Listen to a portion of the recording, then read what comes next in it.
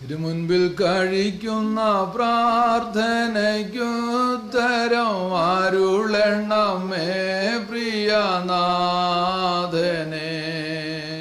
തിരുമുൻപിൽ കഴിക്കുന്ന പ്രാർത്ഥനയ്ക്കുത്തരം അരുളണമേ പ്രിയനാഥനെ. മനം നൊന്തു യാചന ചെയ്യുമ്പോഴെല്ലാം കനിവിൻ്റെ ഉറവുകൾ തുറന്നവനെ. മനം നൊന്തു യാചന ചെയ്യുമ്പോഴെല്ലാം കനിവിൻ്റെ ഉറവുകൾ തുറന്നവനെ. കനിവിൻ്റെ ഉറവുകൾ തുറന്നവനെ. പരമഗുരുവരനമേശുവേ നീ വരം താ പ്രാർത്ഥന ചെയ്തിടാൻ. പരമഗുരുവരനമേശുവേ നീ വരം താ പ്രാർത്ഥന ചെയ്തിടാൻ. ഇരുവരുമോ വേരോ തിരുനാമത്തിൽ വരികിൽ വരുമെന്നരുളിയോനെ. തിരുസാന്നിധ്യം സദാ നൽകണം ശരണം നീ മാത്രമെന്നാഥനെ. തിരുസാന്നിധ്യം സദാ നൽകണം ശരണം മാത്രമെന്നാഥനെ. പരമഗുരുവരന യേശുവേ നീ വരം താ പ്രാർത്ഥന ചെയ്തിടാൻ. അനവധിയാവശ്യങ്ങൾ തിരുസവിധേ ഉയർത്തുന്നു വിശ്വാസ കൈകളാൽ. അനവധിയാവശ്യങ്ങൾ തിരുസവിധേ ഉയർത്തുന്നു വിശ്വാസ കൈകളാൽ. അശരണരാകുലരോ ഗികളായോർ കരുണയിൻ കരതലം കണ്ടിടട്ടെ. അശരണരാകുലരോ ഗികളായോർ കരുണയിൻ കരതലം കണ്ടിടട്ടെ. കരുണയിൻ കരതലം കണ്ടിടട്ടെ.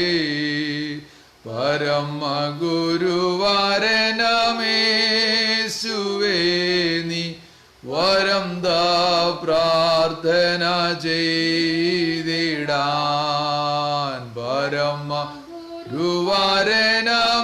പരമഗുരുവരനമേശുവേ നീ പ്രാർത്ഥന ചെയ്തിടാൻ. ഇരുവരുമോ വേരോ തിരുനാമത്തിൽ വരികിൽ വരുമെന്നരുളിയോനെ. തിരുസാന്നിധ്യം സദാ നൽകണം ശരണം നീ മാത്രമെന്നാഥനെ. തിരുസാന്നിധ്യം സദാ നൽകണം ശരണം നീ മാത്രമെന്നാഥനെ. പരമഗുരുവരനമേശുവേ നീ വരം താ പ്രാർത്ഥന ചെയ്തിടാൻ. പരമഗുരുവരനമേശുവേ നീ വരം താ പ്രാർത്ഥന ചെയ്തിടാൻ. കർത്താവിൻ്റെ പരിശുദ്ധമായ നാമത്തിന് മഹത്വം ഉണ്ടാകട്ടെ. സ്പിരിച്വൽ ഗിഫ്റ്റ്സ് എന്ന ഫേസ്ബുക്ക് ഗ്രൂപ്പിൽ കൂടെ ഈ സന്ധ്യ കഴിഞ്ഞ വേളയിൽ ദൈവത്തിൻ്റെ വചനവുമായി ഞങ്ങൾ മുമ്പിൽ വരുവാൻ കർത്താവ് ഇടയാക്കിയതിൽ കർത്താവിൻ്റെ നാമത്തിന് മഹത്വം കരയേറ്റുകയാണ്. അതിന് മുഖാന്തരമായി തീർന്ന ഈ ഗ്രൂപ്പിൻ്റെ അഡ്മിനായിരിക്കുന്ന പാസ്റ്റർ ജോമോൻ ജോസ് അവർക്ക് കർത്താവായ യേശു ക്രിസ്തുവിൻ്റെ നാമത്തിലുള്ളതായ എൻ്റെ സ്നേഹവും വന്ദനവും അറിയിക്കുന്നു. ദൈവ വചനത്തിൽ നിന്നും അല്പസമയം ധ്യാനിപ്പാനായിട്ട് ഞാൻ സമയങ്ങൾ വേർതിരിക്കുകയാണ്. നാം കടന്നു പോകുന്നതായ ഈ പ്രത്യേകമായ സാഹചര്യങ്ങളിൽ നമുക്ക് ആവശ്യമായിരിക്കുന്നതായ ഏറ്റവും പ്രധാനപ്പെട്ടതായ ഒരു കാര്യം എന്നെ കേൾക്കുന്ന പ്രിയപ്പെട്ടവരുമായിട്ട് പങ്കുവെക്കുവാൻ ഞാൻ താല്പര്യപ്പെടുകയാണ്. കർത്താവായ യേശു ക്രിസ്തു ഈ ഭൂമിയിൽ തൻ്റെ പരസ്യശുശ്രൂഷ കാലയളവുകളിൽ താൻ ഏറ്റവും പ്രാധാന്യം കൊടുത്തിരുന്നതായ ഒരു വിഷയമായിരുന്നു പ്രാർത്ഥന എന്നുള്ളത്. യേശു ക്രിസ്തു തൻ്റെ പരസ്യശുശ്രൂഷകൾ പകൽക്കാലങ്ങളിൽ ചെയ്യുമ്പോൾ രാത്രിയുടെ സമയങ്ങളിൽ താൻ ഒലിവുമലയുടെ ചരിവുകളിലും അങ്ങനെ പ്രത്യേകമായ ഇടങ്ങളിൽ പ്രാർത്ഥനയ്ക്കായിട്ട് താൻ സമയങ്ങളെടുക്കുമായിരുന്നു. പ്രാർത്ഥനയുടെ ആവശ്യകതയെക്കുറിച്ച് തൻ്റെ ശിഷ്യന്മാരെ പഠിപ്പിക്കുകയുണ്ടായി. പ്രാർത്ഥിക്കുവാൻ ഞങ്ങളെ പഠിപ്പിക്കണമേ എന്ന് ശിഷ്യന്മാർ ആവശ്യപ്പെട്ടപ്പോൾ പ്രാർത്ഥനയുടേതായ ഒരു മാതൃക കർത്താവായ യേശു ക്രിസ്തു ശിഷ്യന്മാർക്ക് അപ്പോസ്തലന്മാർക്ക് പറഞ്ഞു കൊടുക്കുകയുണ്ടായി. പിന്നെ പ്രാർത്ഥനയെക്കുറിച്ച് പറഞ്ഞപ്പോൾ മടുത്തു പോകാതെ പ്രാർത്ഥിക്കണമെന്ന് പറഞ്ഞതായ ഒരു ഭാഗമാണ് ലൂക്കോസിൻ്റെ സുവിശേഷം 18-ാം അധ്യായത്തിൻ്റെ 1 മുതലുള്ളതായ വാക്യങ്ങളിൽ നമുക്ക് കാണുവാൻ കഴിയുന്നത്. ലൂക്കോസിൻ്റെ സുവിശേഷം 18-ാം അധ്യായത്തിൻ്റെ 1 മുതൽ 8 വരെയുള്ളതായ വാക്യങ്ങൾ ഞാനിവിടെ വായിക്കുകയാണ്. മടുത്തു പോകാതെ എപ്പോഴും പ്രാർത്ഥിക്കണം എന്നുള്ളതിന് അവൻ അവരോട് രൂപമ പറഞ്ഞത്, ദൈവത്തെ ഭയവും മനുഷ്യനെ ശങ്കയുമില്ലാത്ത ഒരു ന്യായാധിപൻ ഒരു പട്ടണത്തിലുണ്ടായിരുന്നു. ആ പട്ടണത്തിൽ ഒരു വിധവയും ഉണ്ടായിരുന്നു. അവൾ അവൻ്റെ അടുക്കൽ ചെന്നു, എൻ്റെ പ്രതിയോഗിയോട് പ്രതിജ്ഞ നടത്തി രക്ഷിക്കണമേ എന്ന് പറഞ്ഞു. അവന് കുറേ കാലത്തേക്ക് മനസ്സില്ലായിരുന്നു. പിന്നെ അവൻ, എനിക്ക് ദൈവത്തെ ഭയവും മനുഷ്യനെ ശങ്കയുമില്ല എങ്കിലും വിധവ എന്നെ അസഹ്യമാക്കുന്നതുകൊണ്ട് ഞാൻ അവളെ പ്രതിജ്ഞ നടത്തി രക്ഷിക്കും, അല്ലെങ്കിൽ അവൾ ഒടുവിൽ വന്ന് എന്നെ മുഖത്തടിക്കും എന്ന് ഉള്ളുകൊണ്ട് പറഞ്ഞു. അനീതിയുള്ള ന്യായാധിപൻ പറയുന്നത് കേൾപ്പി. ദൈവമോ രാപ്പകൽ തന്നോട് നിലവിളിക്കുന്ന തൻ്റെ വൃതന്മാരുടെ കാര്യത്തിൽ ദീർഘക്ഷമയുള്ളവനായാലും അവരെ പ്രതിക്രിയ നടത്തി രക്ഷിക്കുകയില്ലയോ? വേഗത്തിൽ അവരെ പ്രതിക്രിയ നടത്തി രക്ഷിക്കുമെന്ന് ഞാൻ നിങ്ങളോട് പറയും. കർത്താവിന് മഹത്വം ഉണ്ടാകട്ടെ. ക്രിസ്തീയ ജീവിതത്തിൻ്റെ ഏറ്റവും അടിസ്ഥാനമായിരിക്കുന്നതായ ഒരു കാര്യമാണ് പ്രാർത്ഥന എന്ന് പറയുന്നത്.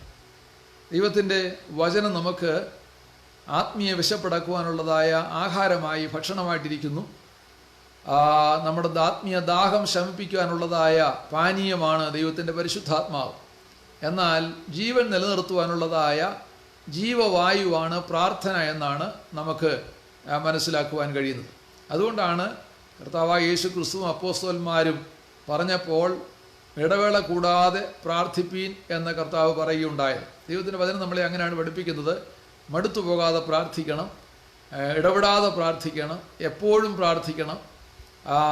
നാം നമ്മുടെ പ്രാണനെ നിലനിർത്തുവാൻ, നമ്മുടെ ജീവനെ നിലനിർത്തുവാൻ എപ്പോഴും ശ്വാസോച്ഛ്വാസം ചെയ്യുന്നത് പോലെ തന്നെ ക്രിസ്തീയ ജീവിതത്തിൻ്റെ അഭിവൃദ്ധിക്കും ആത്മീയ ജീവിതത്തിൻ്റെ നിലനിൽപ്പിനും പ്രാർത്ഥന ആവശ്യമാണ് എന്നാണ് കർത്താവ് പറയുവാനിടയായത്. ഒരു കാര്യം തുടർമാനമായിട്ട് ചെയ്യുമ്പോൾ നമുക്ക് മടുപ്പുണ്ടാകുമെന്നുള്ളതായ വസ്തുത ഒരു യാഥാർത്ഥ്യമാണ്.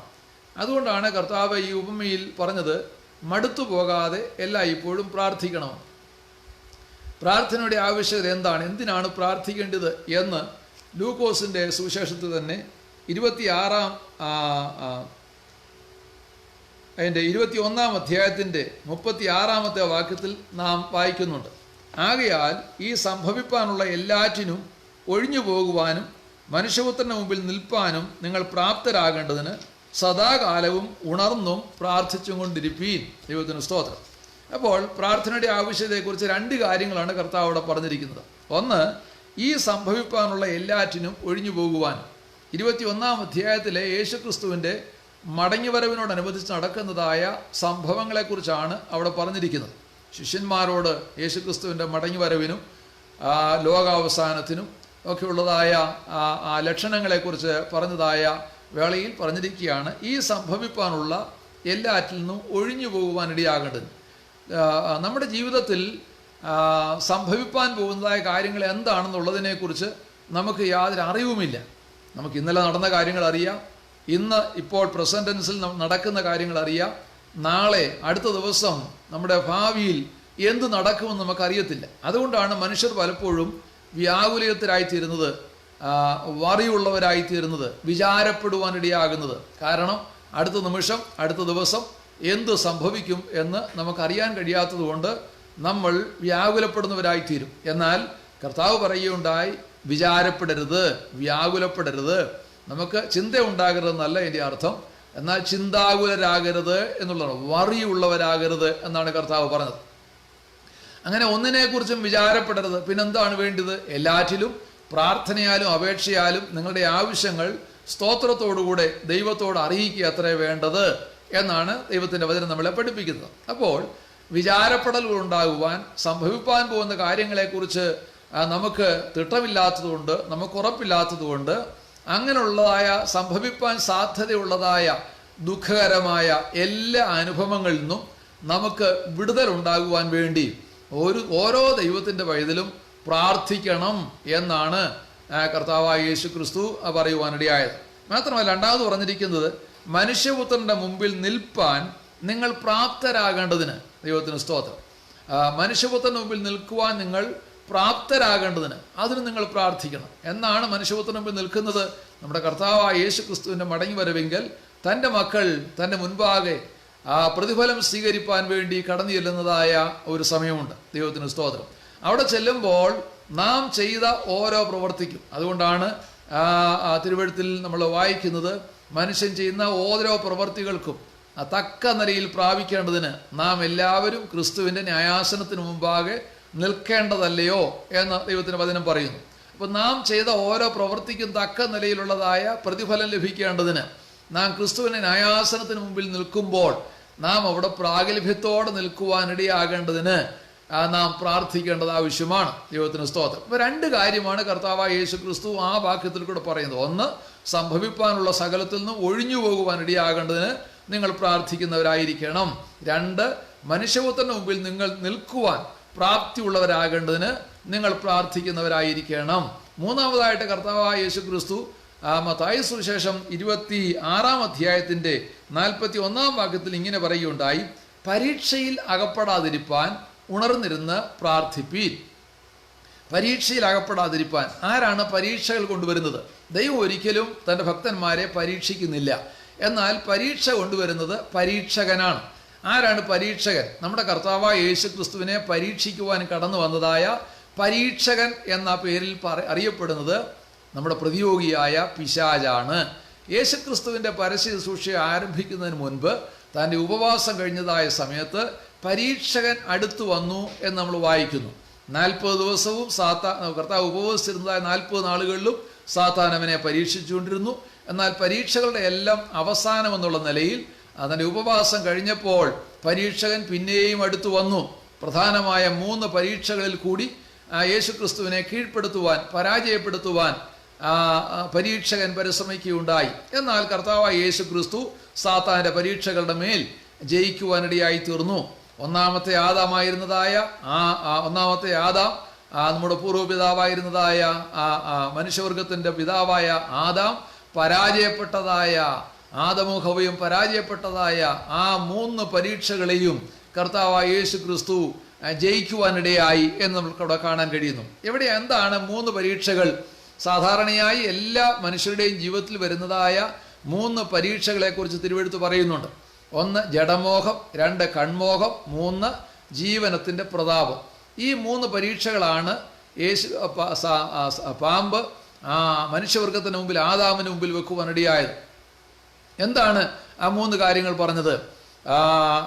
തോട്ടത്തിലെ നടുവിൽ നിൽക്കുന്ന വൃക്ഷത്തിൻ്റെ ഫലത്തെ കാണിച്ചുകൊണ്ട് പാമ്പ് പറയുകയുണ്ടായി, ഇത് തിന്മാൻ വളരെ രുചികരമായതാണ്. 2 കാണുവാൻ വളരെ ഭംഗിയുള്ളതാണ്. 3 ഇത് തിന്നാൽ നിങ്ങൾ ദൈവത്തെ പോലെ ആയിത്തീരും. ഈ 3 കാര്യങ്ങളാണ് സാത്താൻ അവരുടെ മുമ്പിൽ വെക്കുവാനിടയായത്. 1 കാണാൻ ഭംഗിയുള്ളത്, കൺമോഹം വരുത്തുന്നത്. 2 തിന്നാൻ നല്ലത്, രുചികരമായത്, ജഡമോഹം, ജഡത്തിൻ്റെ മോഹത്തെ തൃപ്തിപ്പെടുത്തുന്നത്. 3ാമതായിട്ട് ജീവനത്തിൻ്റെ പ്രതാപം, ദൈവത്തെ പോലെ നിങ്ങളായിത്തീരും. ഈ 3 പ്രലോഭനങ്ങളുടെ നടുവിൽ കൺമോഹത്തിൻ്റെയും ജഡമോഹത്തിൻ്റെയും ദൈവത്തെ പോലെ ആകാമെന്നുള്ളതായ ജീവനത്തിൻ്റെ ഔന്നത്യത്തെ ഉള്ളതായ ഈ പരീക്ഷകളിൽ ആദം ഹവ്വമാർ പരാജയപ്പെട്ടു പോയി. എന്നാൽ കർത്താവായ യേശു ക്രിസ്തുവിൻ്റെ അടുക്കൽ ഈ പരീക്ഷകൻ വന്ന് ആ പരീക്ഷകൾ നടത്തിയപ്പോൾ അതിൻ്റെ മേൽ പൂർണ്ണമായും ജയിപ്പാനിടയായി. എന്താണ് 3 പരീക്ഷകൾ കർത്താവിൻ്റെ മുൻപിൽ കൊണ്ടുവന്നത്? ഒന്ന്, കല്ല് അപ്പമായി തീരുക എന്ന് പറഞ്ഞു. ജഡത്തിൻ്റെ മോഹത്തെ തൃപ്തിപ്പെടുത്താൻ വേണ്ടിയുള്ളതായ ഒരു പരീക്ഷ. ദൈവത്തിന് സ്തോത്രം. ഈ കല്ലപ്പമായി തീര്, അവന് വിശക്കുന്നു എന്നറിഞ്ഞിട്ടാണ് പിശാച് അങ്ങനെ പറഞ്ഞത്. ഈ കല്ലപ്പമായി തീരുവാൻ നീ ഒന്ന് കൽപ്പിക്കുക, നീ ഒരു വാക്ക് കൽപ്പിക്കുക, നീ ദൈവപുത്രനല്ലേ, അങ്ങനെയൊക്കെ ഒന്ന് കൽപ്പിക്കുക എന്ന് പറഞ്ഞപ്പോൾ കർത്താവ് പറഞ്ഞു, മനുഷ്യൻ അപ്പം കൊണ്ട് മാത്രമല്ല ജീവിക്കുന്നത്, ദൈവത്തിൻ്റെ വായിൽ നിന്ന് വരുന്നതായ സകല വചനം കൊണ്ടും ജീവിക്കുന്നു. ആ പരീക്ഷയിൽ സാത്താൻ പരാജയപ്പെട്ടു പോയി. രണ്ടാമതായിട്ട് അവനോട് പറയുകയാണ്, നീ ഈ കാണുന്നതെല്ലാം നിനക്ക് തരാം, ഈ കാണുന്നതെല്ലാം നിനക്ക് തരാം, ലോകത്തിൻ്റെ മഹത്വവും മഹിമയും എല്ലാം കാണിച്ചു, അതെല്ലാം നിനക്ക് തരാം എന്ന് പറഞ്ഞപ്പോൾ അവിടെയും കർത്താവ് അവനെ പരാജയപ്പെടുത്തി. അതിന് എന്താ വേണ്ടത്? അവനെ നമസ്കരിച്ചാൽ മാത്രം മതി, നമസ്കരിച്ചാൽ നിനക്ക് അതെല്ലാം തരാം. അപ്പോൾ ലോകത്തിൻ്റെ മഹത്വത്തെ കാണിച്ചിട്ട് കൺമോഹത്തിന് അടിമപ്പെടുവാൻ വേണ്ടി കർത്താവിനെ പ്രലോഭിപ്പിച്ചു. എന്നാൽ അവിടെയും കർത്താവ് വിജയിച്ചില്ല, സാത്താൻ വിജയിച്ചില്ല, കർത്താവിനെ പരാജയപ്പെടുത്തുവാനിടയായി. മൂന്നാമത് അവനെ ദേവാലയത്തിൻ്റെ ഗോപുരത്തിന് മുകളിൽ കൊണ്ടുപോയിട്ട് അവിടുന്ന് ചാടുവാൻ കൽപ്പിച്ചു. എന്തിനാണ് ചാടുന്നത്? അങ്ങനെ ചാടുമ്പോൾ ദൂതന്മാർ അവനെ താങ്ങി യെരൂശലേം ദേവാലയത്തിന് മുൻപിൽ കൊണ്ട് നിർത്തുന്നതായ വേളയിൽ എല്ലാവരും അവനെ പുകഴ്ത്തും. ഇവൻ ആരാണ്? ഇവൻ ദൈവപുത്രനാണ്, ഇവൻ അത്ഭുതം ചെയ്തവനാണ്. ആ ജീവിതത്തിൽ അവൻ്റെ മഹത്വത്തെ വെളിപ്പെടുത്തുവാൻ ഉള്ളതായ ഒരു ശ്രമമായി അതിനെ ഉപയോഗിപ്പാനിടയായി. അവിടെയും കർത്താവ് വിജയം പ്രാപിപ്പാനിടയായി. അപ്പോൾ ഇങ്ങനെ പരീക്ഷകൾ കൊണ്ടുവന്ന യേശുക്രിസ്തുവിനെ പരാജയപ്പെടുത്തുവാൻ ശ്രമിച്ചുവെങ്കിൽ യേശുക്രിസ്തു എന്മേൽ ജയിപ്പാനിടയായി. എന്നാൽ തൻ്റെ മക്കൾക്കെതിരായിട്ടും ആ പരീക്ഷകൻ ഇന്നും ആ പരീക്ഷകൾ തുടർന്നുകൊണ്ടേയിരിക്കുകയാണ്. അപ്പോൾ അങ്ങനെയുള്ളതായ പരീക്ഷകളിൽ നിന്നും വിജയം പ്രാപിപ്പാനിടയാകേണ്ടതിന് കർത്താവായ യേശുക്രിസ്തു പറയുകയുണ്ടായി, നിങ്ങൾ പരീക്ഷയിൽ അകപ്പെടാതിരിപ്പാൻ ഉണർന്നിരുന്ന് പ്രാർത്ഥിക്കേണ്ടതായിട്ടുണ്ട്. ദൈവത്തിന് സ്തോത്രം. അപ്പോൾ എന്നെ കേൾക്കുന്ന പ്രിയ ദൈവമക്കളെ, ഇന്ന് ഞാൻ ഈ വചനസന്ദേശം നൽകുന്നത് രക്ഷിക്കപ്പെട്ടതായ യേശുക്രിസ്തുവിൽ വിശ്വസിച്ചുകൊണ്ട് പിതാവായ ദൈവത്തോട് പ്രാർത്ഥിക്കുന്നതായ ദൈവമക്കൾക്കുള്ളതായ ഒരു ദൂതാണ് ഞാനിന്ന് നിങ്ങൾക്ക് നൽകുവാനിടയാകുന്നത്. ദൈവത്തിന് സ്തോത്രം. അപ്പോൾ ദൈവമക്കളായിട്ടുള്ളവരായ നിങ്ങളോട് എനിക്ക് പറയുവാനുള്ളത്, നാം പ്രാർത്ഥിക്കുന്നവരായിരിക്കണം. എന്തിന് പ്രാർത്ഥിക്കുന്നവരായിരിക്കണം? നമ്മൾ പരീക്ഷയിലകപ്പെടാതിരിക്കേണ്ടതിന് പ്രാർത്ഥിക്കുന്നവരായിരിക്കണം. രണ്ടാമതായിട്ട് നാം ഒരു ദിവസം നമ്മുടെ രക്ഷിതാവായ നമ്മൾ വീണ്ടെടുപ്പുകാരനായ ദൈവത്തിൻ്റെ മുൻപാകെ, കർത്താവിന് മുൻപാകെ ചെല്ലും. അവിടെ പ്രാഗൽഭ്യത്തോടെ നിൽക്കുവാനിടയാകണം. നമ്മൾ പ്രാപ്തരാകേണ്ടതിന് നമ്മൾ പ്രാർത്ഥിക്കുന്നവരായിരിക്കണം. 3, നമ്മുടെ ജീവിതത്തിൽ സംഭവിപ്പാൻ സാധ്യതയുള്ളതായ എല്ലാ വിഷയങ്ങളിൽ നിന്നും വിടുവിക്കപ്പെടുവാനിടയാകേണ്ടതിന് നമ്മൾ പ്രാർത്ഥിക്കുന്നവരായിരിക്കണം. ദൈവത്തിന് സ്തോത്രം ആകട്ടെ. അപ്പം പ്രാർത്ഥനയുടെ ആവശ്യകതയെക്കുറിച്ച് തെളിയിക്കുവാൻ വേണ്ടി കർത്താവായ യേശു ക്രിസ്തു പല ഉപമകൾ പറഞ്ഞിട്ടുണ്ട്. ദൈവത്തിന് സ്തോത്രം. അർദ്ധരാത്രിയിലെ സ്നേഹിതൻ്റെ ഉപമയെക്കുറിച്ച് നമുക്ക് കാണാൻ കഴിയുന്നുണ്ട്. ദൈവത്തിന് സ്തോത്രം. അത് ലൂക്കോസിൻ്റെ സുവിശേഷം 11-ാം അധ്യായത്തിൻ്റെ 5 മുതൽ 8 വരെയുള്ളതായ വാക്യങ്ങൾ വായിക്കുമ്പോൾ ആ ഉപമയെക്കുറിച്ച് കാണുവാൻ കഴിയും. ആ ഉപമ ഞാനൊന്ന് പറഞ്ഞു വിടാം. ഇങ്ങനെയാണ് പറയുന്നത്. ഒരു സ്നേഹിതൻ അവൻ്റെ സ്നേഹിതൻ്റെ ഭവനത്തിൽ അർദ്ധരാത്രിയിൽ എത്തിച്ചേർന്നപ്പോൾ അവന് ആഹാരമായിട്ട് കൊടുക്കുവാനൊന്നും ഇല്ലാതിരുന്നത് കൊണ്ട് അവൻ എഴുന്നേറ്റ്, ആ വീട്ടുകാരൻ എഴുന്നേറ്റ് അടുത്ത് താമസിക്കുന്ന അവൻ്റെ മറ്റൊരു സ്നേഹിതൻ്റെ അടുക്കിലേക്ക് ഓടിച്ചെന്ന് അവൻ്റെ വീടിൻ്റെ വാതിലിന് മുട്ടിയിട്ട് അവനെ വിളിച്ചിട്ട് പറഞ്ഞു, സഹോദര, ഞാൻ എൻ്റെ വീട്ടിലൊരു ഗസ്റ്റ് വന്നിരിക്കുന്നു, ഒരതിഥി, എൻ്റെ ഒരു സ്നേഹിതൻ വന്നിരിക്കുന്നു, അവന് കൊടുക്കുവാൻ എൻ്റെ പക്കലൊന്നുമില്ല, നിൻ്റെ പക്കൽ അപ്പം വല്ലതും ഇരിപ്പുണ്ടെങ്കിൽ എനിക്ക് തരണമേ എന്ന് പറഞ്ഞ് അവനെ മുട്ടി വിളിച്ച് ചോദിച്ചു. അപ്പോൾ ആ സ്നേഹിതൻ അകത്തു നിന്ന് പറഞ്ഞു, എൻ്റെ കൂടെ കുഞ്ഞുങ്ങൾ കിടക്കുകയാണ്, എനിക്ക് എഴുന്നേറ്റ് കഥ കടച്ചിട്ടിരിക്കുകയാണ്, ഇപ്പോൾ എനിക്ക് എഴുന്നേറ്റ് നിനക്ക് തരാനുള്ളതായ സാവകാശമില്ല, അതുകൊണ്ട് നീ ഇപ്പോൾ എനിക്ക് തരാൻ ഇപ്പോൾ പറ്റുകയില്ല എന്ന് പറഞ്ഞു. എന്നാൽ ആ സ്നേഹിതൻ അവന് സ്നേഹിതനാകൊണ്ട് അവനെ പിന്നെയും മുടിച്ചു, ഇല്ല, നീ എനിക്ക് തന്നേ മതിയാകുള്ളൂ എന്ന് പറഞ്ഞ് കൂടെ മുട്ടിച്ചുകൊണ്ട് അവൻ പോകാതെ, ലജ്ജ കൂടാതെ പിന്നെയും മുട്ടി അവിടെ നിന്നപ്പോൾ അവൻ എഴുന്നേറ്റ് കതവ് തുറന്ന് അവന് വേണ്ടുവോളം കൊടുത്തു എന്നാണ് കർത്താവ് പറഞ്ഞിരിക്കുന്നത്. അപ്പോൾ ആദ്യം ചോദിച്ചപ്പോൾ ലഭിച്ചില്ലെങ്കിലും പിന്നെയും മുട്ടിച്ചുകൊണ്ടിരുന്നാൽ അവൻ തരാതിരിക്കുകയില്ല. അങ്ങനെയാണെങ്കിൽ ദൈവത്തോട് ചോദിക്കുന്നവർക്ക് എത്രയധികം നൽകും എന്നാണ് കർത്താവായ യേശു ക്രിസ്തു ആ ഉപമയിൽ കൂടെ പറയുവാനിടയായത്. ഇതുപോലെയുള്ളതായ മറ്റൊരു ഉപമയാണ് നമ്മൾ വായിച്ചതായ വേദഭാഗത്ത് കാണുവാൻ കഴിയുന്നത്. ലൂക്കോസിൻ്റെ സുവിശേഷം 18-ാം അധ്യായത്തിൻ്റെ 1 മുതൽ 8 വരെയുള്ളതായ വാക്യത്തിൽ അവിടെ ഇങ്ങനെയാണ് ആ ഉപമ പറയുന്നത്. ദൈവത്തെ ഭയവും മനുഷ്യനെ ശങ്കയുമില്ലാത്തതായ ഒരു ന്യായാധിപൻ ഒരു ദേശത്തുണ്ടായിരുന്നു. ആ ന്യായാധിപന് ദൈവത്തെ ഭയമില്ല, മനുഷ്യനെ ശങ്കയുമില്ല. അവൻ്റെ അടുക്കൽ വിധവയായ ഒരു സ്ത്രീ ഒരു പരാതിയുമായിട്ട് വന്നു. അവളുടെ പരാതി എന്താണ്? എൻ്റെ പ്രതിയോഗിയുടെ കയ്യിൽ നിന്നും എന്നെ പ്രതിക്രിയ നടത്തി രക്ഷിക്കണമേ. എന്നാൽ ഈ വിധവയായ സ്ത്രീയുടെ പ്രാർത്ഥന കേൾക്കുവാൻ അവന് കുറേ കാലത്തേക്ക്, അല്ലെങ്കിൽ യാചന അപേക്ഷ കേൾക്കുവാൻ കുറേ കാലത്തേക്ക് ഈ അനീതിയുള്ള ന്യായാധിപതിക്ക് ഒട്ടും മനസ്സുണ്ടായില്ല. എന്നാൽ ഈ സ്ത്രീ പിന്നെയും കൂടെ വന്ന് ഈ ന്യായാധിപരുടെ അടുക്കൽ വന്ന് അവരുടെ ആവശ്യം പറഞ്ഞുകൊണ്ടിരുന്നപ്പോൾ സഹി കെട്ടിട്ട് ആ ദൈവത്തെ ഭയവും മനുഷ്യനെ ശങ്കയുമില്ലാത്തതായ ആ ന്യായാധിപൻ ഇങ്ങനെ പറയുകയുണ്ടായി: എനിക്ക് ദൈവത്തെ ഭയവുമില്ല, എനിക്ക് മനുഷ്യനെ ശങ്കയുമില്ല, ഇവളുടെ പ്രാർത്ഥന, ഇവളുടെ അപേക്ഷ കേൾക്കുവാൻ എനിക്ക് താല്പര്യമില്ല, എങ്കിലും അവൾ കൂടെ വന്ന് എന്നെ മുട്ടിക്കുന്നത് കൊണ്ട് ഞാൻ അവളെ അവിടെ പ്രതിയോഗിയുടെ കയ്യിൽ നിന്ന് അവളെ രക്ഷിക്കുമെന്ന് പറഞ്ഞ് അവൾക്ക് വേണ്ടതായ കാര്യങ്ങൾ ചെയ്തു കൊടുക്കുവാനിടയായി. ഇതാണ് അവിടെ പറഞ്ഞിരിക്കുന്നത്. എന്നാൽ അതിൻ്റെ ഒടുവിൽ പറയുകയാണ്, എന്നാൽ ദൈവം എന്താണ് ചെയ്യുന്നത്? അപ്പം ദൈവത്തെയും അനീതിയുള്ള ന്യായാധിപനെയും കൂടെ താരതമ്യപ്പെടുത്തിയാണ് ഇവിടെ ആ ഉപമ കർത്താവ് പറഞ്ഞിരിക്കുന്നത്. ആ താരതമ്യങ്ങൾ എന്തെല്ലാമാണെന്ന് ഒന്ന് നോക്കി ഞാൻ എൻ്റെ വാക്കുകളെ വേഗത്തിൽ അവസാനിപ്പിക്കുവാനാണ് ആഗ്രഹിക്കുന്നത്. ദൈവത്തിന് സ്തോത്രം. അപ്പോൾ വിധവ എന്ന് പറയുന്നതായൊരു വ്യക്തി, വിധവ എന്ന് പറഞ്ഞാൽ ആരും ആശ്രയമില്ലാത്തതായ, ഭർത്താവ് മരിച്ച ഒരു സ്ത്രീയെ സംബന്ധിച്ചിടത്തോളം അവളുടെ തുണയെന്ന് പറയുന്നത് ഭർത്താവാണ്. ആ ഭർത്താവ് അവൾക്ക് ഇപ്പോൾ ഇല്ല. അങ്ങനെ ഭർത്താവില്ലാത്തതായ ആ സ്ത്രീക്ക് സഹായകനായിട്ട് ആരുമില്ല. എന്നാൽ ആരും ആശ്രയമില്ലാത്തവർക്ക് ആശ്രയമായിരിക്കുന്നതായ ഒരു ദൈവമാണ് ബൈബിൾ വെളിപ്പെടുത്തുന്നതായ ദൈവം. കാരണം പഴയ നിയമത്തിൽ 4 കൂട്ടരെ യഹോവയായ ദൈവം പ്രത്യേകമായി സംരക്ഷണം കൊടുക്കുന്നതായ 4 കൂട്ടരെ നമുക്ക് കാണുവാൻ കഴിയുന്നുണ്ട്. അത് നമുക്ക് ലേവ്യ പുസ്തകത്തിൽ നമുക്കതിനെക്കുറിച്ച് കാണാൻ കഴിയും.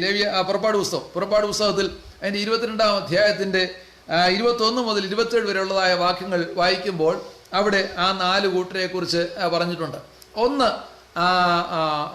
അനാഥർ, 2 വിധവമാർ, 3 പരദേശികൾ, 4 ദരിദ്രർ. അനാഥർ എന്ന് പറയുമ്പോൾ അപ്പനില്ലാത്തതായ ഒരു കുഞ്ഞ്, അവൻ്റെ ഒരു കുഞ്ഞിൻ്റെ ഒരു മകൻ്റെ അല്ലെങ്കിൽ അവരുടെ പിതാവാണ്, എന്നാൽ അവർക്ക് പിതാവില്ല. അപ്പോൾ അങ്ങനെയുള്ളതായ വ്യക്തികളുടെ ആശ്രയം സ്വർഗസ്ഥനായ പിതാവായിരിക്കും എന്ന് കർത്താവോട് പറയുന്നുണ്ട്. പിന്നെ ഒരു പരദേശി എന്ന് പറഞ്ഞാൽ അന്യനാട്ടിൽ നിന്നും വന്ന് പാർക്കുന്നതായ ഒരു വ്യക്തി. അന്യനാട്ടിൽ നിന്നും വന്ന് വേറൊരു ദേശത്ത് പാർക്കുന്നതായ വ്യക്തിക്ക് ആ ദേശനിവാസികളുടെ നടുവിൽ വലിയ പ്രാധാന്യമില്ല. എന്നാൽ അവരെക്കുറിച്ച് പ്രത്യേകമായ കരുതലുള്ളതായ ഒരു ദൈവമാണ് നമ്മുടെ ദൈവം. 3-ാമതായിട്ട് വിധവ എന്ന് പറയുമ്പോൾ ഭർത്താവില്ലാത്തവൻ, എന്നാൽ അവൾക്ക് വേണ്ടി പ്രത്യേകമായി കരുതുന്നവനായ ഒരു ദൈവമാണ് നമ്മുടെ ദൈവം. അടുത്തത് ദരിദ്രൻ എന്ന് പറഞ്ഞാൽ സാമ്പത്തികമായ നന്മകളില്ലാത്തതായ, കഴിവില്ലാത്തതായ ആളുകൾ, എന്നാൽ അങ്ങനെയുള്ളവർക്ക് വേണ്ടിയും പ്രത്യേകമായി കരുതുന്നതായ ഒരു ദൈവമാണ് നമ്മുടെ ദൈവത്തിന് സ്തോത്രം. അപ്പോൾ ഒരു പക്ഷേ ചിലർ ചോദിച്ചേക്കാം, എത്രയോ വിധവമാർ ദൈവസഹായം കിട്ടാതെ പോകുന്നു, എത്രയോ പരദേശികൾ, എത്രയോ അനാഥർ, എത്രയോ ദരിദ്രർ, അവർക്ക് ആർക്കും ദൈവത്തിൻ്റെ സഹായം കിട്ടുന്നില്ലല്ലോ. എന്നാൽ ഞാനൊരു കാര്യം പറയട്ടെ, ദൈവത്തിൽ ആശ്രയിക്കുന്നതായ ഒരു ദൈവത്തിൻ്റെ പൈതൽ, സഹായം വേണ്ടിയവർ ആ ദൈവത്തിൽ ആശ്രയിക്കുക അത്ര വേണ്ടിയത്. ദൈവത്തിന് സ്തോത്രം. ദൈവത്തിൽ ആശ്രയിക്കാത്തതായ ഒരു വ്യക്തിയെ ആ ദൈവത്തിന് എങ്ങനെ സഹായിപ്പാൻ കഴിയുന്നത്? അതുകൊണ്ട് ദൈവത്തിൽ ആശ്രയിക്കുന്നതായ അനാഥനോ വിധവയോ ദരിദ്രനോ പരദേശിയോ അങ്ങനെയായിട്ടുള്ളവരെ ദൈവം തീർച്ചയായിട്ടും സഹായിക്കാതിരിക്കുകയില്ല. ദൈവത്തിന് സ്തോത്രം ചെയ്യുന്നു. അതാണ് ദൈവത്തിന്റെ വചനം പറയുന്നത്. അപ്പൊ ഇവിടെയും ഈ വിധവയാണ് ഈ ദൈവത്തെ ഭയവും മനുഷ്യനെ ശങ്കയുമില്ലാത്തതായ ഈ മനുഷ്യന്റെ അടുക്കൽ കടന്നു ചെല്ലുന്നത്. എന്നാൽ അവളെ സഹായിപ്പാൻ അവൾക്ക് മനസ്സില്ല എന്നാ പറഞ്ഞിരിക്കുന്നത്. അപ്പൊ ഈ വിധവയുടെ ന്യായാധിപനും നമ്മൾ പ്രാർത്ഥിക്കുന്ന നമ്മുടെ ദൈവവും തമ്മിലുള്ളതായ ഒരു വ്യത്യാസം, ചില വ്യത്യാസങ്ങൾ ഞാൻ പറയുവാൻ താല്പര്യപ്പെടുകയാണ്. ദൈവത്തിന് സ്തോത്രം. ഈ വിധവയെ സംബന്ധിച്ചിടത്തോളം ഈ ന്യായാധിപതിയുമായിട്ട് യാതൊരു ബന്ധവുമില്ല. ദൈവത്തിന് സ്തോത്രം. ഈ വിധവ ഈ ന്യായാധിപതിയുമായിട്ട് യാതൊരു ബന്ധവുമില്ലാത്തൊരു വ്യക്തിയാണ്. എന്നാൽ നമ്മൾ പ്രാർത്ഥിക്കുന്നവനായ നമ്മുടെ ദൈവം, സ്വർഗസ്ഥനായ ദൈവം, തൻ്റെ ഭക്തന്മാരെ സംബന്ധിച്ചിടത്തോളം അവൻ അവരുടെ പിതാവാണ് എന്നാണ് ദൈവത്തിൻ്റെ വചനം പറയുന്നത്. ദൈവത്തിന് സ്തോത്രം. അതുകൊണ്ടാണ് കർത്താവായ യേശുക്രിസ്തു ശിഷ്യന്മാരെ പ്രാർത്ഥന പഠിപ്പിച്ചപ്പോൾ എപ്രകാരം പ്രാർത്ഥിക്കണമെന്ന് പറഞ്ഞതായ ആ പ്രാർത്ഥനയിൽ പ്രാരംഭം ഇങ്ങനെയാണ് പറയുന്നത്: സ്വർഗസ്ഥനായ ഞങ്ങളുടെ പിതാവേ. ദൈവത്തിന് സ്തോത്രം. സ്വർഗസ്ഥനായ ഞങ്ങളുടെ പിതാവേ. ദൈവത്തെ വിളിക്കുവാൻ പഠിപ്പിച്ചതായ, അല്ലെങ്കിൽ ദൈവത്തെ വിളിക്കാൻ പറഞ്ഞതായ രീതി ഇങ്ങനെയാണ് പറഞ്ഞിരിക്കുന്നത്: സ്വർഗസ്ഥനായ ഞങ്ങളുടെ പിതാവേ. അപ്പോൾ ദൈവം ആരാകുന്നു? ദൈവം നമ്മുടെ പിതാവാകുന്നു. സ്വർഗസ്ഥനായ ദൈവം നമ്മുടെ പിതാവാകുന്നു. ഈ വിധവയെ സംബന്ധിച്ചിടത്തോളം അവളുമായി യാതൊരു ബന്ധവും ഉള്ളതായ വ്യക്തിയല്ല എങ്കിലും നമുക്ക് നമ്മുടെ ദൈവം എന്ന് പറയുന്നത് നമ്മളുമായൊരു ബന്ധമുണ്ട്. അതെന്താണെന്ന് ചോദിച്ചാൽ പിതൃപുത്ര ബന്ധമാണ്. ദൈവത്തിന് അപ്പൻ മക്കൾ എന്നുള്ളതായ ബന്ധമാണ് ആ ദൈവം നമുക്ക് തന്നിരിക്കുന്നത്. ദൈവത്തിന് സ്തോത്രം. അവനെ കൈക്കൊണ്ട് അവന്റെ നാമത്തിൽ വിശ്വസിക്കുന്നതായ ഏവർക്കും ദൈവമക്കളായി തീരുവാനുള്ളതായ അധികാരം ദൈവം തന്നിരിക്കുകയാണ്. ദൈവത്തിന് സ്തോത്രം. അതുകൊണ്ട് നമുക്ക് ദൈവമക്കൾ എന്നുള്ളതായ ആ പദവി ദൈവം തന്നിരിക്കുകയാണ്. യോഹന്നാന്റെ ലേഖനത്തിൽ നമ്മൾ 1-ാം ലേഖനം 3-ാം അധ്യായത്തിൽ വായിക്കുന്നു: കാൺമീൻ, നാം ദൈവമക്കൾ എന്ന് വിളിക്കപ്പെടുവാൻ പിതാവ് നമുക്ക് എത്ര വലിയ സ്നേഹം നൽകിയിരിക്കുന്നു. ദൈവത്തിന് സ്തോത്രം. നമ്മൾ ദൈവത്തിന്റെ മക്കളും സ്വർഗസ്ഥനായ ദൈവം നമ്മുടെ പിതാവുമാണ്. ദൈവത്തിന് സ്തോത്രം. ആ അപ്പൻ മക്കൾ എന്നുള്ളതായ ബന്ധത്തിലാണ് നാം സ്വർഗസ്ഥനായ ദൈവത്തിന്റെ അടുക്കിലേക്ക് പ്രാർത്ഥനയുമായി കടന്നു വരുന്നത്. ദൈവത്തിന് സ്തോത്രം. നമുക്കറിയാം, നമുക്കൊക്കെ മാതാപിതാക്കൾ ഉണ്ടായിരുന്നു. മാതാപിതാക്കൾ ഇപ്പോൾ ജീവിച്ചിരിക്കുന്നവർ കാണും, മാതാപിതാക്കൾ ഈ ലോകത്തിൽ മാറ്റപ്പെട്ടവർ കാണും. നമുക്ക് മക്കളുണ്ട്. അപ്പോൾ മാതാപിതാക്കളും മക്കളും തമ്മിലുള്ളതായ ബന്ധത്തെക്കുറിച്ച് അറിയാവുന്നവരാണ് എന്നെ കേൾക്കുന്നത്. ദൈവത്തിന് സ്തോത്രം. ഒരു മക്കൾക്ക് ഒരു കുഞ്ഞിന് ഒരാവശ്യമുണ്ടെങ്കിൽ അപ്പൻ്റെ അടുക്കൽ ചെന്ന് ആവശ്യങ്ങൾ പറയുമ്പോൾ ലോകത്തിലുള്ളതായ പിതാക്കന്മാർ ആ കുഞ്ഞുങ്ങളുടെ ആവശ്യത്തിന് വേണ്ടി തന്നാൽ കഴിയുന്നതെല്ലാം ചെയ്യുവാൻ ശ്രമിക്കുന്നത് പോലെ തന്നെ നമ്മളെ കേൾക്കുന്നവനായ, നമ്മുടെ പ്രാർത്ഥന കേൾക്കുന്നവനായ സ്വർഗസ്ഥനായ ദൈവം നമ്മുടെ പ്രാർത്ഥന കേൾക്കുകയും നമ്മളെ സഹായിക്കുകയും ചെയ്യുന്നതായ പിതാവാണ്. കരുണയുള്ളവനായ പിതാവാണ്. ദൈവത്തിന് സ്തോത്രം. കരുണാസമ്പന്നനായ ദൈവമോ എന്നാണ് നമ്മുടെ ദൈവത്തെ പറഞ്ഞിരിക്കുന്നത്. പ്രാർത്ഥന കേൾക്കുന്നവനായ നമ്മുടെ പിതാവായ ദൈവം. ദൈവത്തിന് സ്തോത്രം. രണ്ടാമതായിട്ട് നമുക്ക് കാണുവാൻ കഴിയുന്നത്, ഇവൾ കടന്നു ചെല്ലുന്നതായ ഈ ന്യായാധിപതി അതേക്കുറിച്ചുള്ള വിശേഷത പറഞ്ഞിരിക്കുന്നത്: ദൈവത്തെ ഭയവുമില്ല, മനുഷ്യനെ ശങ്കയുമില്ല, അനീതിയുള്ളതായ ന്യായാധിപതി. ദൈവത്തിന് സ്തോത്രം. ഈ ന്യായാധിപതി നീതിയുള്ള ന്യായാധിപതിയല്ല, അനീതിയുള്ളതായ ന്യായാധിപതിയാണ്. ഈ ലോകത്തിലുള്ള ന്യായാധിപന്മാരൊക്കെയും നീതി ന്യായ കോടതി എന്നൊക്കെ പറയുന്നെങ്കിലും അവരുടെ ഭാഗത്ത് നീതി ഉണ്ടോ ഇല്ലെന്നുള്ളതിനെ കുറിച്ച് സംശയമുണ്ട്, ന്യായമുണ്ടെന്നുള്ളതിനെ കുറിച്ച് സംശയമുണ്ട്. നീതിയും ന്യായവും ഇല്ലാത്തതായ കോടതി വിധികളാണ് പലപ്പോഴും നടക്കുന്നത്.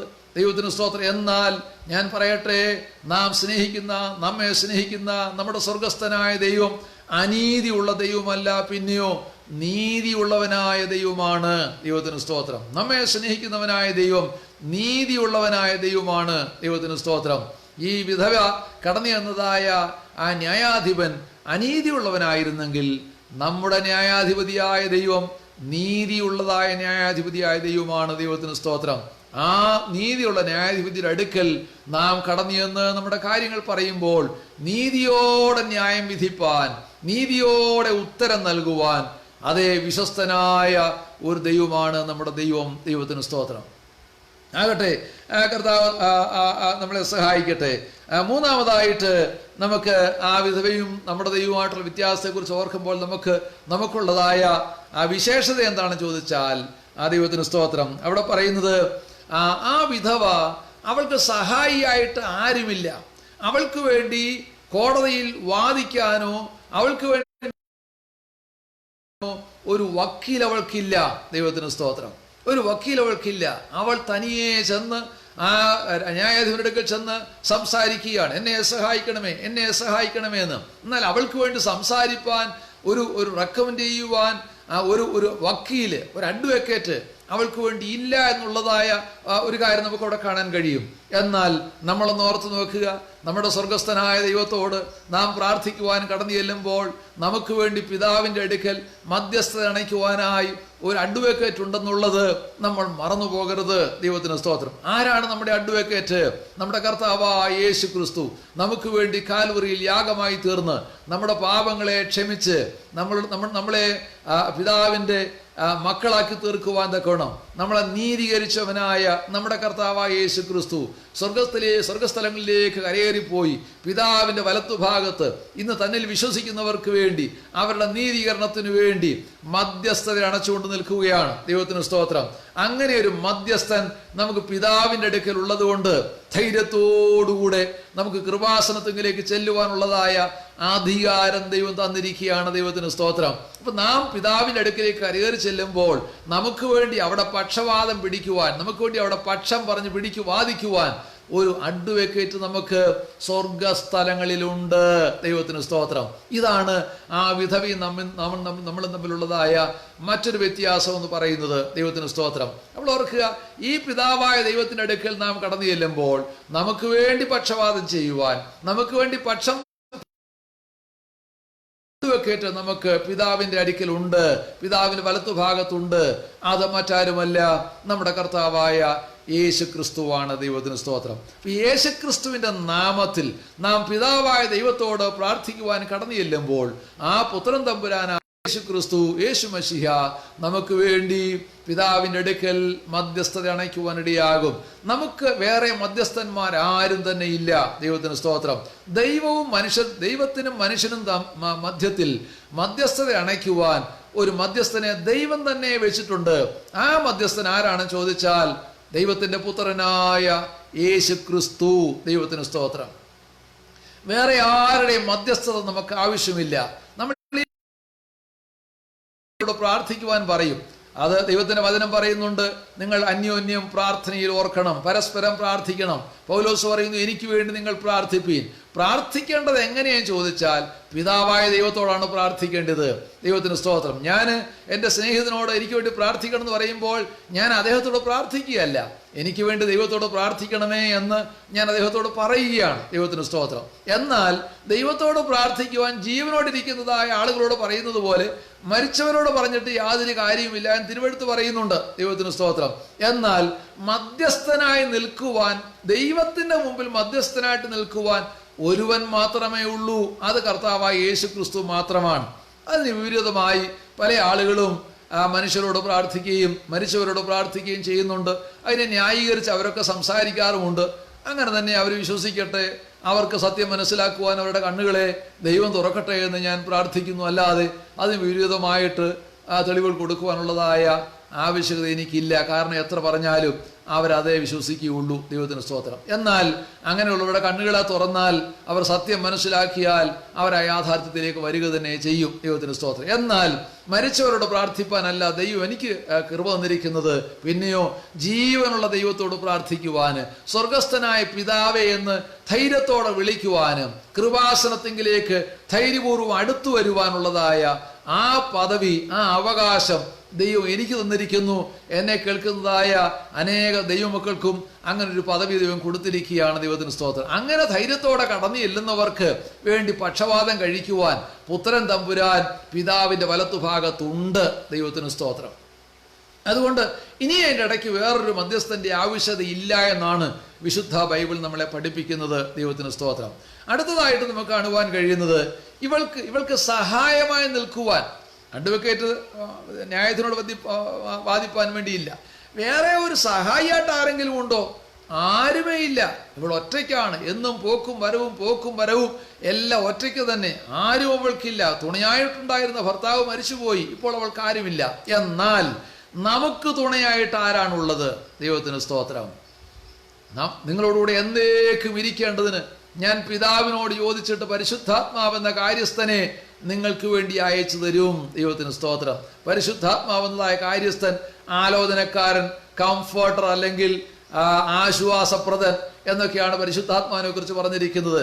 പരിശുദ്ധാത്മാവ് നമ്മുടെ വഴികാട്ടിയാണ്, പരിശുദ്ധാത്മാവ് നമ്മുടെ സഹായിയാണ്, പരിശുദ്ധാത്മാവ് നമ്മുടെ ആശ്വാസപ്രദനാണ്. ദൈവത്തിന് സ്തോത്രം ചെയ്യുന്നു. പരിശുദ്ധാത്മാവ് തുണ നിൽക്കുന്നതായ ആ വ്യക്തിയാണ്. ദൈവത്തിന് സ്തോത്രം. പരിശുദ്ധാത്മാവ് വെറും ഒരു ശക്തിയല്ല. ദൈവത്തിന് സ്തോത്രം. ആ ത്രിയേക ദൈവത്തിലെ 3 ആളത്വങ്ങളിൽ ഒരു ആളത്വമാണ്, അല്ലെങ്കിൽ ഒരു പേഴ്സണാണ്. ദൈവത്തിന് സ്തോത്രം. 3 വ്യക്തികളിൽ ഒരു വ്യക്തിയാണ് ആ പരിശുദ്ധാത്മാവ് എന്ന് പറയുന്നത്. പിതാവായ ദൈവവും പുത്രനായ യേശു ക്രിസ്തുവും ദൈവമായിരിക്കുന്നത് പോലെ പരിശുദ്ധാത്മാവും ദൈവമാകുന്നു. ദൈവത്തിന് സ്തോത്രം. ആ പുത്രൻ ആ പരിശുദ്ധാത്മാവാകുന്നതായ ദൈവമാണ് നമ്മളോടുകൂടെ ഈ ഭൂമിയിൽ നമുക്ക് സഹായിയായിട്ടുള്ളത്.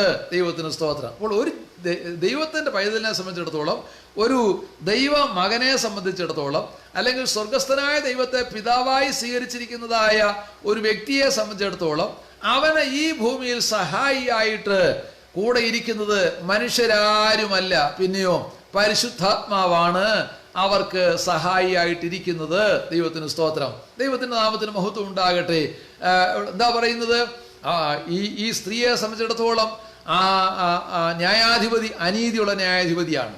സ്ത്രീയെ സംബന്ധിച്ചിടത്തോളം ആ ന്യായാധിപതിയുമായിട്ട് അവൾക്ക് യാതൊരു നിലയിലുള്ളതായ ബന്ധവുമില്ല. എന്നാൽ നമുക്കോ നമ്മുടെ ന്യായാധിപതി നീതിയുള്ള ന്യായാധിപതിയാണ്. മാത്രമല്ല, നമ്മുടെ ന്യായാധിപതി നമ്മുടെ പിതാവും കൂടെയാണ്. ദൈവത്തിന് സ്തോത്രം. ഇവൾക്ക് വേണ്ടി വക്കീൽ സ്ഥാനം വഹിക്കുവാൻ, അഡ്വക്കേറ്റായിട്ടിരിക്കുവാൻ ആ ന്യായാധിപന്റെ അടുക്കൽ ഒരു വക്കീലില്ല. എന്നാൽ നമുക്ക് പിതാവിൻ്റെ അടുക്കൽ നമുക്ക് വേണ്ടി പക്ഷപാതം കഴിക്കുവാൻ ഒരു വക്കീൽ അവിടെ ഉണ്ട്. അത് മറ്റാരുമല്ല, നമ്മുടെ കർത്താവായ യേശു ക്രിസ്തുവാകുന്നു. ദൈവത്തിന് സ്തോത്രം. പിന്നെ 4-ാമതായിട്ട് ഞാൻ പറഞ്ഞത്, അവൾക്ക് സഹായിയായിട്ട് വേറെ ആരും കൂടെ ഇല്ല. എന്നാൽ നമുക്ക് സഹായിയായിട്ട് പരിശുദ്ധാത്മാവ് നമ്മോടൊപ്പമുണ്ട്. ദൈവത്തിന് സ്തോത്രം. 5-ാമതായിട്ട് എനിക്ക് ഓർപ്പിക്കുവാനുള്ളത്, ദൈവത്തിന് സ്തോത്രം, ഈ സ്ത്രീ അവളുടെ ന്യായാധിപന്റെ അടുക്കൽ ചെന്ന് അനേകം പ്രാവശ്യം മുട്ടിയിട്ടും ഒരു വാക്കുപോലും അവളോട് മറുപടി പറയുവാൻ അവൻ തയ്യാറായില്ല. അവസാനം തീരുമാനമെടുക്കുന്നത് വരെ. ദൈവത്തിന് സ്തോത്രം. എന്നാൽ നാം ദൈവസന്നിധിയിലേക്ക് ചെന്ന് ഒരു പ്രാർത്ഥന, ഒരു യാതന കഴിക്കുമ്പോൾ നമുക്കുള്ളതായ മറുപടികൾ കർത്താവ് നൽകി തരുന്നു. അതെങ്ങനെ നൽകി തരുന്നു? വാഗ്ദത്തങ്ങളായി തരുന്നു. ദൈവത്തിന് സ്തോത്രം. നമ്മുടെ ന്യായാധിപതിയായ, നീതിയുള്ള ന്യായാധിപതിയായ, സ്വർഗസ്ഥനായ പിതാവായിരിക്കുന്ന നമ്മുടെ ദൈവം നമുക്ക് അനേക വാഗ്ദത്തങ്ങളെ നൽകി തന്നിട്ടുണ്ട്. ദൈവത്തിന് സ്തോത്രം. ദൈവത്തിൻ്റെ വചനമാകുന്നതായ എണ്ണമറ്റ വാഗ്ദാനങ്ങൾ നമ്മുടെ ജീവിതത്തിൽ തമ്പുരാൻ നൽകി തന്നിട്ടുണ്ട്. ഈ വാഗ്ദത്തങ്ങളെല്ലാം നമ്മുടെ അവകാശമാണ്. ദൈവത്തിന് സ്തോത്രം. അതുകൊണ്ടാണ് ഒരു ദൈവത്തിൻ്റെ പൈതൽ ധൈര്യത്തോടുകൂടെ കർത്താവിൻ്റെ അടുക്കിലേക്ക് അടുത്ത് ചെല്ലുന്നത്. മാത്രമല്ല, നമ്മുടെ ദൈവത്തെക്കുറിച്ച് സങ്കീർത്തനക്കാരൻ പറയുന്നതായ പ്രയോഗം എന്താണ്? പ്രാർത്ഥന കേൾക്കുന്നവനായുള്ളവേ, സകല ജഡവും നിന്റെ അടുക്കിലേക്ക് വരുന്നു. ദൈവത്തിന് സ്തോത്രം. നമ്മുടെ ദൈവം ആരാകുന്നു? പ്രാർത്ഥന കേൾക്കുന്ന ദൈവമാകുന്നു. അതുകൊണ്ട് പ്രാർത്ഥന കേൾക്കുന്ന ദൈവമായതുകൊണ്ടാണ് സകല ജഡവും നമ്മുടെ കർത്താവിൻ്റെ അടുക്കിലേക്ക് കടന്നു വരുന്നത്. ദൈവത്തിന് സ്തോത്രം. നമ്മുടെ ദൈവം പ്രാർത്ഥന കേൾക്കുന്നുള്ളത് നമ്മുടെ ജീവിതത്തിലെ ഒരു വലിയ പ്രാഗൽഭ്യമാണ്. ആ പ്രാഗൽഭ്യപ്രകാരമാണ് നാം പിന്നെയും പിന്നെയും പ്രാർത്ഥിക്കുവാൻ തയ്യാറാകുന്നത്. ദൈവത്തിന് സ്തോത്രം. അങ്ങനെ ആ അനീതിയുള്ള ന്യായാധിപതിയെ കൂടെ മുട്ടിച്ചതുകൊണ്ട്, പിന്നെയും പിന്നെയും മടുപ്പ് കൂടാതെ മുട്ടിച്ചതുകൊണ്ട് അവൻ അവളെ പ്രതിക്രിയ നടത്തി രക്ഷിച്ചു എന്നാണ് പറഞ്ഞിരിക്കുന്നത്. അതുകൊണ്ട് മടുത്തു പോകാതെ നിങ്ങൾ പ്രാർത്ഥിക്കണം. എന്നാൽ അടുത്ത വാചകമാണ് വളരെ പ്രധാനമായിട്ടുള്ളത്. അതിൻ്റെ 7-ാമത്തെ വാക്യം ഇങ്ങനെ പറയുന്നു, ദൈവമോ. എപ്പോഴാണ് ദൈവമോ എന്ന് പറയുന്നത്? അനീതിയുള്ള ന്യായാധിപൻ പറയുന്നത് നിങ്ങൾ കേൾക്കുക, അവളെന്നെ വന്ന് മുഖത്തടിക്കും, അതുകൊണ്ട് ഞാൻ അവളെ പ്രതിക്രിയ നടത്തി രക്ഷിക്കും. അങ്ങനെ അനീതിയുള്ള ന്യായാധിപതി പറയുന്നു. അവൻ സഹികെട്ടത് ചെയ്യുകയാണ്. എന്നാൽ നമ്മുടെ ദൈവം സഹികെട്ട് ചെയ്യുകയല്ല. ദൈവം നമ്മൾ പ്രാർത്ഥിക്കുന്നതിൻ്റെ പിന്നെയും പിന്നെയും പ്രാർത്ഥിക്കുന്നതുകൊണ്ട് സഹികെട്ടല്ല ദൈവം ചെയ്യുന്നത്. പിന്നെയോ, ദൈവമോ രാപ്പകൽ തന്നോട് നിലവിളിക്കുന്നതായ തൻ്റെ വ്രതന്മാരുടെ കാര്യത്തിൽ ദീർഘക്ഷമയുള്ളവനായിരുന്നാലും അവരെ പ്രതിക്രിയ നടത്തി രക്ഷിക്കയില്ലയോ? എന്നിട്ട് മറുപടിയും പറയുന്നു, ചോദ്യത്തിന് മറുപടിയും പറയുന്നു, വേഗത്തിൽ അവരെ പ്രതിക്രിയ നടത്തി രക്ഷിക്കും എന്ന് ഞാൻ നിങ്ങളോട് പറയുന്നു. ദൈവത്തിന് സ്തോത്രം. ഇതാണ് നമ്മുടെ കർത്താവ് വന്നിരിക്കുന്നതായ വാഗ്ദത്തം. ദൈവത്തിന് സ്തോത്രം. നീ വിളിച്ചപേക്ഷിക്കുമ്പോൾ വേഗത്തിൽ നിനക്ക് ഉത്തരം വരള. എന്നാൽ അതിന് ഇടയ്ക്കൊരു വാക്ക് നമ്മൾ കേൾക്കുകയുണ്ടായി. ദീർഘക്ഷമയുള്ളവനായിരുന്നാലും, രാപ്പകൽ തന്നോട് നിലവിളിക്കുന്നതായ തൻ്റെ വൃതന്മാരുടെ കാര്യത്തിൽ ദീർഘക്ഷമയുള്ളവനായാലും, എന്താ ദീർഘക്ഷമയുള്ളവനായാൽ എന്താ ചെയ്യുന്നത്? ദീർഘക്ഷമയുള്ളവനായാലും അവരെ പ്രതിക്രടത്ത് രക്ഷിക്കും. എന്താ ദീർഘക്ഷമയുള്ളവനായാലും എന്ന് പറഞ്ഞതിൻ്റെ അർത്ഥം? ദൈവത്തിന് സ്തോത്രം. നാം പ്രാർത്ഥിക്കുന്ന പ്രാർത്ഥനയ്ക്ക് ചിലപ്പോൾ നമ്മൾ പ്രതീക്ഷിക്കുന്ന സമയത്ത് മറുപടി കിട്ടുന്നില്ല. അങ്ങനെ മറുപടി കിട്ടാത്തത് കൊണ്ട് തമ്പുരാൻ മറുപടി തരാതെ ഇങ്ങനെ അല്പം നീട്ടിക്കൊണ്ടു പോവുകയാണ്. ദൈവത്തിന് സ്തോത്രം. അതാണ് അല്പം ദീർഘക്ഷമയോടെ നമ്മൾ കാത്തിരിക്കേണ്ടതായ സാഹചര്യം ഉണ്ടാകുന്നു. എന്താണ് എൻ്റെ അർത്ഥം? ദൈവത്തിന് സ്തോത്രം. ഉടൻ മറുപടി തരാതെ നീട്ടിക്കൊണ്ടു പോകുന്നതിൻ്റെ കാരണം എന്താണ്? ഞാനതിന് ഒരു ഉദാഹരണം പറയാറുണ്ട്. ദൈവത്തിന് സ്തോത്രം. മറ്റൊന്നുമല്ല, ഒരു നീന്തൽ പഠിപ്പിച്ചുകൊണ്ടിരുന്നതായ നീന്തൽ പരിശീലകൻ, അവനൊരു കുളത്തിൽ അനേകർ ഇങ്ങനെ നീന്തൽ പഠിപ്പിച്ചുകൊണ്ടേയിരുന്നു. അങ്ങനെ നീന്തൽ പഠിപ്പിച്ചിട്ട് അവരെ ട്രെയിനിങ്ങിന് വേണ്ടി ആ കുളത്തിൽ അവരെ നീന്താൻ അനുവദിക്കും. അങ്ങനെ നീന്താൻ അനുവദിക്കുന്നതായ സമയം അവർ നീന്തിക്കൊണ്ടിരിക്കുമ്പോൾ എന്തെങ്കിലും കുഴപ്പം വന്നാൽ ഈ പരിശീലകൻ ചാടിച്ചെന്ന് അവരെ രക്ഷിക്കുകയും ചെയ്യും, എന്തെങ്കിലും അബദ്ധം പറ്റിയാൽ. അങ്ങനെ ഒരു ദിവസം ഇങ്ങനെ നീന്തൽ പ്രാക്ടീസ് ചെയ്തുകൊണ്ടിരുന്നതായ വേളയിൽ ഒരു യൗവനക്കാരൻ താൻ കാലുകൾ കുഴഞ്ഞിട്ട് അവൻ നീന്താൻ കഴിയാതെ ആ കുളത്തിൻ്റെ നടുവിലേക്ക് താഴാൻ തുടങ്ങി. അങ്ങനെ ഒന്ന് പൊങ്ങി അങ്ങനെ 1-2 പ്രാവശ്യം മുങ്ങുകയും ചെയ്ത് കണ്ടപ്പോൾ കരയിൽ നിന്നതായ ചിലർ ഈ പരിശീലകനോട് പറഞ്ഞു, അയ്യോ അതുകൊണ്ട് ഒരാൾ യൗവനക്കാരൻ്റെ വെള്ളത്തിൽ മുങ്ങുന്നു, വേഗം അവനെ രക്ഷിക്കുക എന്ന് പറഞ്ഞപ്പോൾ ഈ പരിശീലകൻ അതിന് യാതൊരു മറുപടിയും പറയാതെ അവൻ പിന്നെയും അവിടെ തന്നെ ഇരുന്നു. താൻ ഇരുന്നിടത്ത് തന്നെ ഇരുന്നു. അല്പം കഴിഞ്ഞപ്പോൾ ആ നീന്തി യൗവനക്കാരൻ വെള്ളത്തിൽ പിന്നെയും മുങ്ങാൻ തുടങ്ങി. അവൻ വെള്ളം കുടിക്കാൻ തുടങ്ങി. അങ്ങനെ പല ആവർത്തി അവൻ കൈകാലിട്ടടിച്ച് രക്ഷപ്പെടാനുള്ള ശ്രമങ്ങളെല്ലാം കഴിഞ്ഞു. അവൻ്റെ കൈകാലുകൾ കുഴഞ്ഞു. അവൻ വെള്ളത്തിലേക്ക് താണു. അങ്ങനെ ഇനി അവൻ പൊങ്ങി വരാൻ കഴിയില്ല എന്നുള്ളതായ ഒരു ലക്ഷണം കണ്ടപ്പോൾ ഈ പരിശീലകൻ വേഗത്തിൽ കുളത്തിലേക്ക് ഡൈവ് ചെയ്ത് ചാടി നീന്തി അവൻ്റെ അടുക്കൽ ചെന്നിട്ട് അവൻ്റെ താഴേക്ക് മുങ്ങിച്ചെന്ന് അവനെ തോളിൽ പൊക്കിയെടുത്തിട്ട് നീന്തി കരയിൽ കൊണ്ടുവന്ന് ചില ഫസ്റ്റ് എയ്ഡുകളൊക്കെ കൊടുത്തു കഴിഞ്ഞ് അവൻ്റെ വയറ്റിലെ വെള്ളം കുറച്ച് ശ്രദ്ധിച്ച് വെളിയിൽ കളഞ്ഞ് അങ്ങനെ അവന് ബോധം മടക്കി കിട്ടി. അവന് വലിയ കുഴപ്പമില്ലാതെയായി. അപ്പോൾ ഈ അടുത്ത് നിന്നിരുന്നതായ ആളുകളൊക്കെ ഈ പരിശീലകനോട് ചോദിച്ചു, നീ ഇത്രയും വിഷമിപ്പിക്കേണ്ട കാര്യം ഉണ്ടായിരുന്നോ?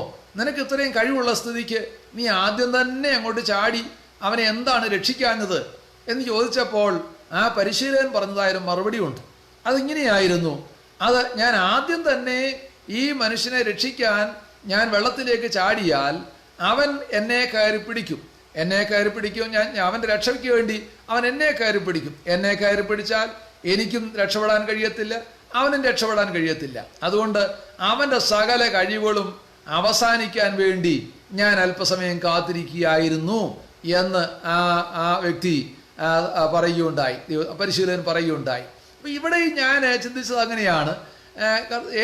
പിതാവായ ദൈവം നമ്മൾ രക്ഷപ്പെടാൻ വേണ്ടി ശ്രമിക്കുന്ന ശ്രമവും നമ്മുടെ പ്രാർത്ഥനയും ദൈവത്തെ നിലവിളിക്കുകയും നമ്മൾ രക്ഷപ്പെടാൻ ശ്രമിക്കുകയും ചെയ്യുന്നതായ ആ ശ്രമത്തിൽ ദൈവത്തിന് യാതൊരു പങ്കുമില്ല. ദൈവത്തിന് സ്തോത്രം. എന്നാൽ നമ്മുടേതായ നിസ്സഹായാവസ്ഥ സമ്പൂർണ്ണമായിട്ടും മനസ്സിലാക്കിയിട്ട് നാം ദൈവത്തിൽ ആശ്രയിക്കുവാൻ തയ്യാറായാൽ, ദൈവത്തിൻ്റെ കരങ്ങളിലേക്ക് നമ്മളെ തന്നെ ഏൽപ്പിച്ചു കൊടുക്കാൻ തയ്യാറായാൽ നമ്മുടെ കർത്താവ് വേഗത്തിൽ നമ്മളെ രക്ഷിക്കുക തന്നെ ചെയ്യും. ദൈവത്തിന് സ്തോത്രം.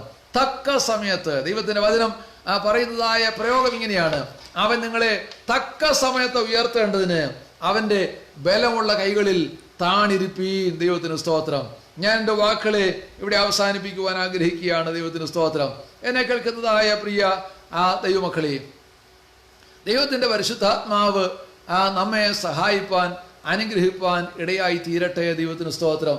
ദൈവത്തിൻ്റെ വചനം നാം കേട്ടതായ ആ കാര്യങ്ങളൊന്നുകൂടെ ഓർക്കുവാൻ ആഗ്രഹിക്കുകയാണ്. മടുത്തു പോകാതെ എല്ലായ്പ്പോഴും പ്രാർത്ഥിക്കുക. പ്രാർത്ഥനയുടെ ആവശ്യകത എന്താണ്? സംഭവിക്കാനുള്ള സകലത്തിൽ നിന്ന് ഒഴിഞ്ഞു പോകുവാൻ ഇടയാകേണ്ടതിന്, മനുഷ്യപുത്രന് മുമ്പിൽ നിൽക്കുവാൻ പ്രാപ്തരാകേണ്ടതിന്, മാത്രമല്ല പരീക്ഷയിൽ അകപ്പെടാതിരിക്കേണ്ടതിന്. ദൈവത്തിന് സ്തോത്രം. അതുകൊണ്ട് മടുത്തു പോകാതെ പ്രാർത്ഥിക്കുക, കൂടെ കൂടെ മുട്ടിക്കുക, പിന്നെയും പിന്നെയും പ്രാർത്ഥിക്കുക. യാചിപ്പീൻ എന്നാൽ നിങ്ങൾക്ക് ലഭിക്കും, മുട്ടുവീൻ എന്നാൽ നിങ്ങൾക്ക് തുറക്കപ്പെടും, അന്വേഷിപ്പീൻ എന്നാൽ നിങ്ങൾ കണ്ടെത്തും. ദൈവത്തിന് സ്തോത്രം. അപ്പോൾ മുട്ടിക്കൊണ്ടേയിരിക്കുവാൻ, യാചിച്ചുകൊണ്ടേയിരിക്കുവാൻ, അന്വേഷിച്ചുകൊണ്ടേയിരിക്കുവാൻ നമുക്ക് ഓരോരുത്തർക്കും ഇടയായി തീരട്ടെ. പ്രിയമുള്ളവരെ, ദൈവത്തിന് സ്തോത്രം. പ്രാർത്ഥിക്കുന്നതായ ഒരു ദൈവത്തിൻ്റെ പൈതലിൻ്റെ ജീവിതത്തിൽ ദൈവം അവനെ സഹായിക്കാതിരിക്കുകയില്ല. അനീതിയുള്ള ന്യായാധിപൻ അവളുടെ പ്രാർത്ഥന കേട്ട്, അവളുടെ അപേക്ഷ കേട്ട് അവൾക്ക് വേണ്ടി പ്രവർത്തിച്ചുവെങ്കിൽ നമ്മുടെ സ്വർഗസ്ഥനായ ദൈവം നീതിയുള്ള ന്യായാധിപതിയാണ്. അവൻ്റെ അടുക്കൽ നമുക്ക് വേണ്ടി പക്ഷപാതം കഴിക്കുവാൻ പുത്രനായ യേശു ക്രിസ്തുവുണ്ട്. നമുക്ക് സഹായിയായി പരിശുദ്ധാത്മാവുണ്ട്. പോരായെങ്കിൽ നമുക്ക് ദൈവത്തിൻ്റെ അനേക വാഗ്ദത്തങ്ങളും ഉണ്ട്. ദൈവത്തിന് എന്നെ വിളിച്ചപേക്ഷിക്ക് ഞാൻ ഉത്തരമല്ലാമെന്നുള്ളതായ ദൈവത്തിൻ്റെ വാഗ്ദത്തം നമുക്കുണ്ട്. ദൈവത്തിന് സ്തോത്രം. ഈ വാഗ്ദത്തങ്ങളിൽ ആശ്രയം വെച്ചുകൊണ്ടും ശരണപ്പെട്ടുകൊണ്ടും നമ്മുടെ ക്രിസ്തീയ യാത്ര തുടരുവാൻ ദൈവത്തിൻ്റെ ആത്മാവ് നമ്മളെ സഹായിക്കട്ടെ എന്ന് പറഞ്ഞുകൊണ്ട് ഞാൻ എൻ്റെ വാക്കുകളെ അവസാനിപ്പിക്കുന്നു. എന്നെ ശ്രദ്ധിച്ച എല്ലാവർക്കും നന്ദി അറിയിച്ചുകൊണ്ട് എൻ്റെ വാക്കുകളെ ഉപസംഹരിക്കുന്നു. ദൈവം നമ്മളെ അനുഗ്രഹിക്കുമാറാകട്ടെ.